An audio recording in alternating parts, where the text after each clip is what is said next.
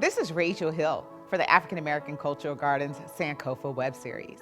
And in this series, we're going to bring to you some of the most fantastic people in Cleveland who are changing lives, making impacts. One of the things that we also discuss with them is what does Black history and culture mean to them, because that's very important. If we don't know where we came from, we don't know where we're going.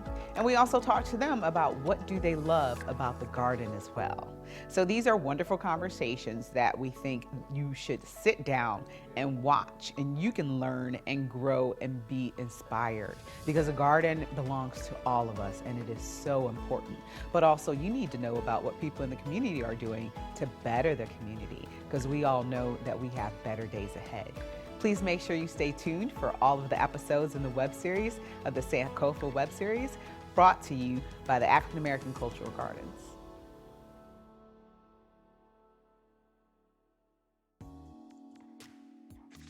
This is Rachel Hill with the African American Cultural Gardens Sankofa series. And today, our special guest is Mr. Jim Chones. And with this garden and this series, we have been bringing you some of the best and brightest that Cleveland has to offer. They are change agents, and they are actually inspirations as well. And they are here telling us their stories. And with Mr. Chones today, if you don't know who Jim Chones is, I have no idea where you have been, but Mr. Chones is a world champion in the NBA and also still has those ties here to the Cleveland Cavaliers, as he is a Cleveland Cavaliers radio announcer. Mr. Chones, how are you doing today? I'm doing fine, but for those who don't know who I am, they probably weren't born when I played. I don't even think you were born when I played. That was back in 1973, That's fair, but that's okay. You're still a Cleveland Cavaliers legend, so they still should know if they know the history. I mean, the Cleveland Cavaliers are celebrating their 51st year, so it's not that long ago. Yes, I was still an egg at that time, and that's okay. But we still know who he is, and everyone should as well. So can you tell our audience a little bit about yourself? Well, I'm from a small town called Racine, Wisconsin, 25 miles south of Milwaukee. And Milwaukee is southeast, about 50 miles southeast of Chicago. My parents came north in about 1955 to work in the foundries, thinking that it would be easier than working them cotton fields back home in Mississippi. And when they got up here, they were put in the foundries. And the only reason they were put in the foundries because the people who had been there before them had come through during the migration of Europeans to this country after the World War. And they were Slavic and Germans, and they knew how to make steel. So as they died off, then they started replacing them with minorities. And that's why my dad and his brother and my grandfather on my mother's side, they all came north and worked in the foundries.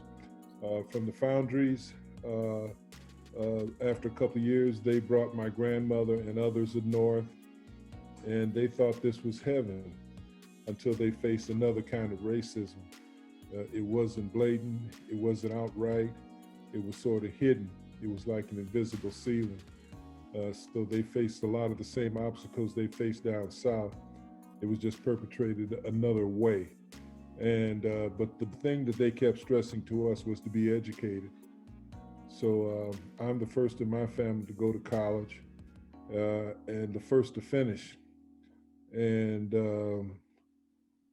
I played basketball because I kept growing. That's the only reason. I wasn't necessarily in love with the game, but when you're 14 years old and you're 6'2", you start saying, well, is there something I can do? And I started playing sports, and I became pretty good at it.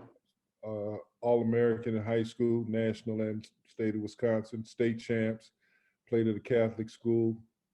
And then I was recruited by over 200 and some schools, a lot of HBCs and no HBCs, because they figured that since his last name was Chones and he was in Wisconsin, he probably wasn't Black. And they weren't showing a lot of pictures like they do now through social media. So they weren't sure. I used to talk to a couple of my friends who were coaches and administrators in Black schools in Jackson State and a few others. And they said, man, we thought you were a white boy. And you went to a Catholic school. What can I tell you? But I was very fortunate, and I became good at it. I have a wife, a beautiful wife. I have 5 children who are all college grads. All 5 of my children have played Division One sports. We're the only family in NCAA history to have 6 family members play Division One sports. Yeah, they had a couple Impressive. of articles in USA Today about us, and so I've been very fortunate. I've been a stockbroker for 5 different firms. I started my own company a few years after I retired, and so we've been either the J. Chones Company or the Jim Chones Company, self-sustaining for over, let's see, 50, almost 40 some years. I've had my own company. I'm not a Cavs employee. I'm contracted help. So I've been very fortunate, to be able to make a living for my family. Yeah. And can you tell people, just back on your story a little bit about your parents? What is a foundry if people are not familiar with what a foundry is? Oh, that's right. They might not know. It's a malleable where they make steel, Okay. aluminum, steel, those type of things for bridges, tanks, anything that uses steel. This is where it's processed and manufactured. And it's very hard work. My dad only had a 6th grade education, so he was not privy to any upper management. So he had to pour the steel into the big furnace with this big thing they call a ladle. It's long, and you're away from basically the heat, and you turn it over. Yeah, and so that's where he died at 43 years old, pouring that steel and that iron. In fact, 3 other black men on either side of him, all 7 of them died before they were 50 some years old because inhaling those fumes, their lungs got clogged up and they died from various diseases, but primarily lung disease. Oh, wow. And so that was the sacrifice my father made. My mother was a domestic. She did work sometimes as a maid for a couple of people to bring in extra money. But the thing that they kept stressing to us was the importance of education. And I still believe in it. There's nothing that'll we can substitute education, the ability to think for yourself and understand things and be curious about various things. And in that respect, I went back 30 some years later because I turned pro at the age of 19. I was only the second player in basketball history professionally to turn pro at 19. The first was a guy named Spencer Haywood, and then I came the next year. So I played with all these old men at the tender age of 19 in New York. And so I've been around a while, Mm-hmm. you know. Yeah. Yeah, but you know what? The list of things that you have done are so impressive, and it looks like I'm going to need to get some stock tips from you because one of the most important things is generational wealth and being able to build that. And you Yeah, know, so many people do not have that education on how money is a tool and how to make it work for you. Now, one thing you did leave off your resume was that you're a world champion. I did mention that, but go yeah. ahead and tell our audience as well. With Well, I know you want to be humble, but go yeah, ahead and tell. I just talked to one of my teammates, our point guard, Norm Nixon. Oh, wow. He's married to Debbie Allen, Oh, and we talk usually on Sundays. okay. So he had just called me 25 minutes ago. I said, Nick, I got to go. I got a Zoom to do. He said, well, call me back later. So we've been talking. He was my best friend when I played in the NBA, and we still have a great relationship. When I go out there, I usually spend a lot of time with he and Deb, and we talk about a lot of different things. But we did win a championship. The Cavs traded me to the Lakers in 1979, and the rest is history. I became the power forward and the starting power forward with Kareem, Norm Nixon, Jamal Wilkes, and Magic Johnson. How could I forget Magic? But And we that's won a championship. 79, we won a world championship led by a 19-year-old kid named Irvin Magic Johnson. yeah, and so I was alive then. I was Yeah. one, so I was around for that. You know, I Okay. don't really remember much, but I was around for that accomplishment. So congratulations on that. Thank you. But yeah, that's something that's so amazing. And like I said, your resume is just so impressive for those that don't know and who has accomplished anything, everything. And one of the things is that you continue to stress how important education is and not athletics. Yeah, So it is. that's also a It great is. thing.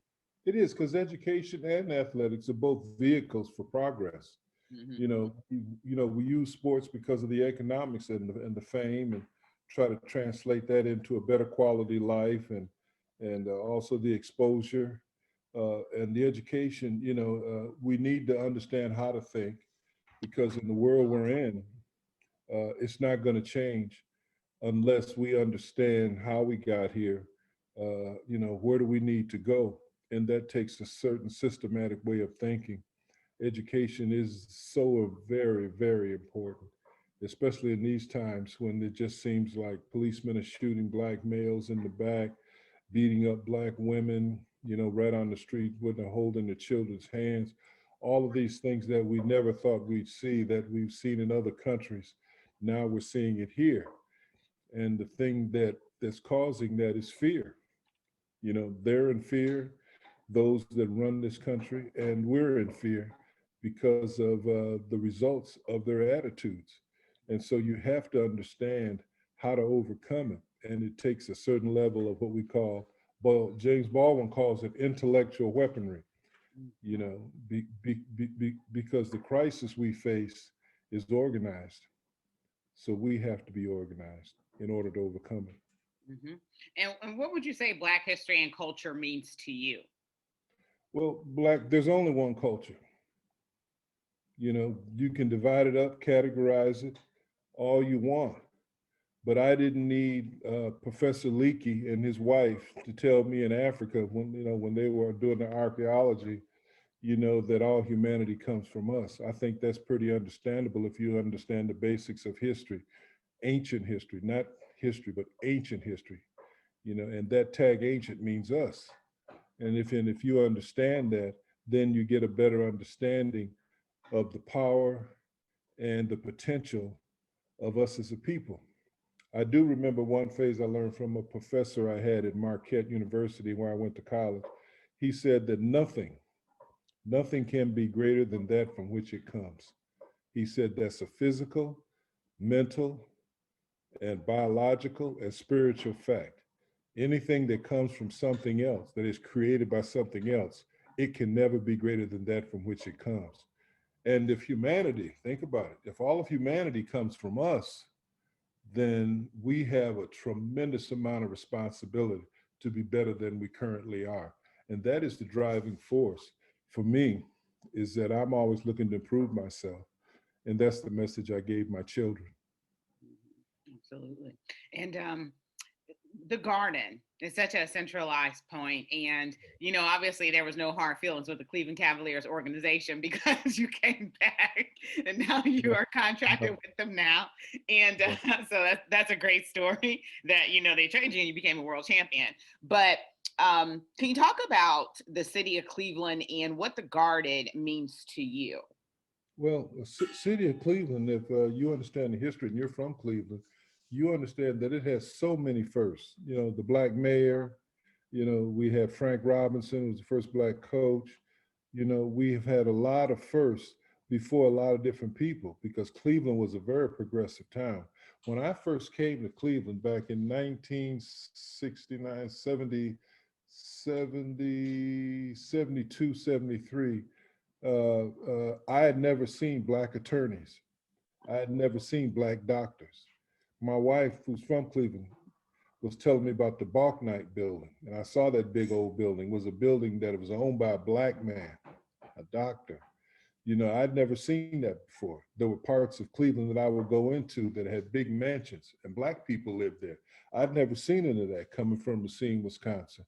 And I had never been on the Gold Coast in Chicago, which was predominantly black but middle class and up. So I never knew that. So I was intrigued by Cleveland at, based on what it had did in the past and where it was going. And the fundamentals of Cleveland really were just truly amazing. I said, well, this is a city that I can appreciate. And one of the things that happens is that when you have children, you don't know when it's time to tell them about race and racism. And that's a little difficult because we all want to protect our children. and we don't want them to be fearful of other people. So you really have to understand how to make a presentation and develop a dialogue to educate them about racism because it's important. It's fundamental to their survival for them to have an understanding, a realistic understanding, not a perception. And so, what usually happens, you try to figure out ways to educate them. The way that human beings learn is through observation, experience, and imagination. So, that's what the garden represents to me.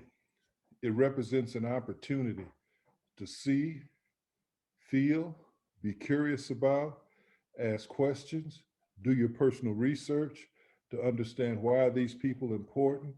What do these words represent? Why is this monument here? And how does it make me feel? It should be a driving force. It should be a motivator for anyone who wants to and is curious about who they are. Another fundamental of humanity, of us especially, is our identity. Who are we? What did we do in the past that has brought us this far? Why do I feel this way? Because fundamentally, we're African. The diaspora has brought us here, but we're Africans. And if you understand anything about Africa, you need to read Africa and understand why we like bright colors, why music, art, dance are all basic in our behavior. Why do we want to dress and act a certain way? Because it's our biological, mental, and our spiritual makeup. All of those are fundamentals as far as knowing who you are and what you are. So the quest becomes, as a parent and as a citizen, as how do I educate my children about, first of all, who I am, and then how do I educate about them about who they are? Because for years, and it's been a tradition that we've seen our people, even me included, where we might have sat around when we were younger and said, nobody has suffered like me. I'm quoting James Baldwin. No one has suffered like me. Then you realize something. Then you hear something. And then you realize that there's a lot of people who have suffered and struggled just like you. So there's a connect. And what we try to do, I'm not going to tell anybody how to overcome their struggle. All I can do is tell them what I did. And that's what that monument does. It tells them about where they came from, what's important. And then they have to invest in that knowledge in order to understand who they are and apply it to their life so they can make their life better. And that's the narrative of observation, of experiencing that great monument, reading the commentary that's on it. All of that is fundamental to us knowing who we are. And I think that it's very, very necessary. And I would encourage every major corporation who cares about Cleveland, every political group who cares about Cleveland, every social group, every agency and institution that has a vested interest in Cleveland to support it. Because this city, this state, this country will never make it unless they have a better understanding of who we are and they want to know who we are and we want to know who we are and we want to know what this country can be. Yeah, it's absolutely important because one of the things that you said their feelings and that apathy towards the Black experience and what we have been through and what we continue to be through, go through is right now is like we're almost at an impasse in which the attitudes are of indifference. And as we can see, these things are still taking place, and these things took place before. They just, people did not have cell phones and video cameras with them for them to be broadcasted. These things have always taken place. They're just being shown now.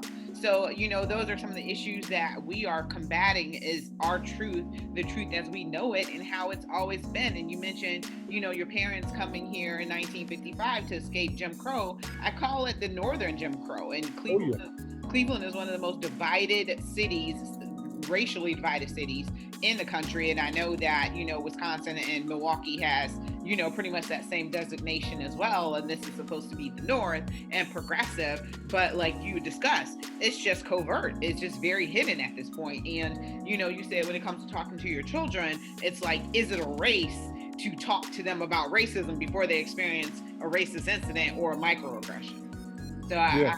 I don't have children, but I kind of understand where you're coming from because I lived in a progressive community, Shaker Heights, and it made headlines around the world in the 1960s that when integration started to happen, the white population purposely chose to stay and allow that integration to happen. But there were still issues, and there are still racial issues to this day. But back then, I was so blind to it because I had a great experience and a great upbringing, and I played field hockey and lacrosse, and I did, go to a school that at the time it was 30% white, 30% black, and at that time it seemed like everything was okay. But when we look back and reflect and hear about incidents, we realize that even the most progressive places has its secrets as well. And Little Fires Everywhere was a book that was written by a student of Shaker who she was actually a year younger than me, but she wrote that book, which was a hit, and Netflix made a series out of it, and it addressed some of those issues that Shaker had that a lot of people don't know about. So, I completely understand where you're coming from. And just, thank you so much because every time I talk to you, I learn something new every day. So I'm like, have you had an opportunity to be a professor somewhere? Well, that's what everybody says. I'm working on a couple of projects right now that are, in fact, I write. So within the next 30 days, I'll have a publishing contract. I've been writing books.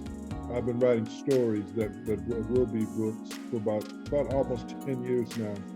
But I just sent some stuff to my agent, who's getting ready to sit down with our publisher and do a contract for a couple of books I want that I've already written. I've written about 20 novellas. I've written about another 20 novelettes, less than 120 pages, and I've written 3 novels that I haven't finished. But the point is that I want to write. I want to express myself to the point where I am a writer, where I have the freedom to write what I want to write based upon how I see the world.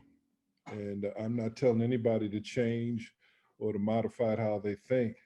But if they can hear anything in my commentary and they can invest in it, that it'll give them an opportunity to maybe better their lives or change their lives. This whole thing about race and racism has to be faced. It's very necessary for our survival, and it can only be done if the majority of people in this country of both races want to face up to it. We need white America to overcome our fears, and they need us to overcome their guilt, because at some point that guilt wears out. But the guilt recognition is the first step into building something.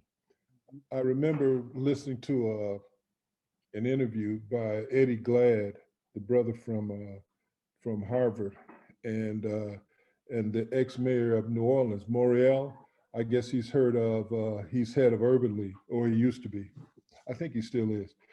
And he said, we take 2 steps forward and we take 1 step back.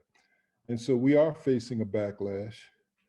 We have a president now who has a little more understanding than the last one, but he understands that he has to be inclusive in his cabinet and in his approach to his political strategies, because the fundamentals of politics are exploitation. If you understand politics, is to take advantage of people and to use people. But I don't mind being used. I just don't want to be misused. And that's something that people have to understand, that there has to be a little give and take by everyone in order to make this a better country. We're on the bottom. You go through the city of Cleveland, you drive through the city of Cleveland, and Cleveland is having what we call a Great Depression. There's so many people in our city that have nothing. They have nothing. You see the cars they drive, you see the housing that they live in, you see the schools that they have to go to, you see the problems that they can't focus on education because of other things. the lack of teachers, the lack of good teachers, the lack of a different kind of system that teaches them something over and beyond democracy and capitalism. They need to know about their own history because this education, first of all, the fundamentals of education should tell you about yourself. But the fundamentals of American education tell you more about them than ourselves. So we need to educate ourselves about us. And that takes us back to the garden. That takes us back to telling stories, to having shows like you had me on before, where you ask me questions. Who are you? What have you done? Give us some visions. All of these things. The conversation we're having, where you told me about Shaker. All of these are conversations that are necessary. Getting back to what Baldwin says. Many times we as poor people think we're the only ones that have suffered, but other people have suffered too. And to know that is the first step into overcoming it because it lets you know you're not out here alone. And that's the fundamentals of how we make change. And this change is necessary, like I said, if this country is to survive. So I'm 1,000% behind the garden. I'm 1,000% behind anything that tells our true history because you need to know where you came in order to improve upon it. And that's being denied to so many of our young people and so many of our so-called Black dreamers. Yes. Well, Jim, I can have you here all day, and we can do a documentary. But I'm gonna let you go. But I want to thank you so much for dropping this knowledge, and it's so important. So not just dropping assists, you're always dropping dimes. But and hopefully our viewers had an opportunity to learn something from you today, learn a little about you, and what are some of the things that are the most important and how we advance. And like you said, we have to have these tough conversations, or we're not going to get anywhere. And I don't subscribe to that. Well, if you don't talk about it, it's going to go away, because it's not. And that's just something where you want to take race off the table and keep the position in society. And I got a lot more in common with the people who hate me than I do with the politicians who make sure that we stay hating each other. Right. So that's one of the things that people need to learn. So want to thank you so much. And you have been watching this Sankofa web series with Jim Chones. This is Rachel Hill, and make sure you keep it tuned for our next one. And thank you so much for our guest today.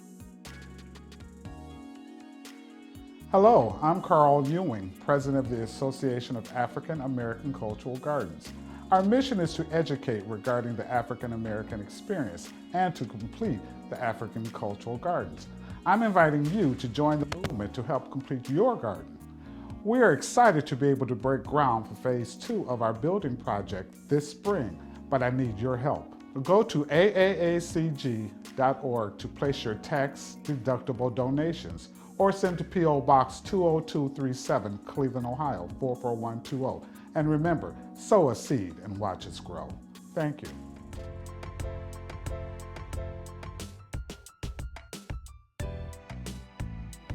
She began her career as a model.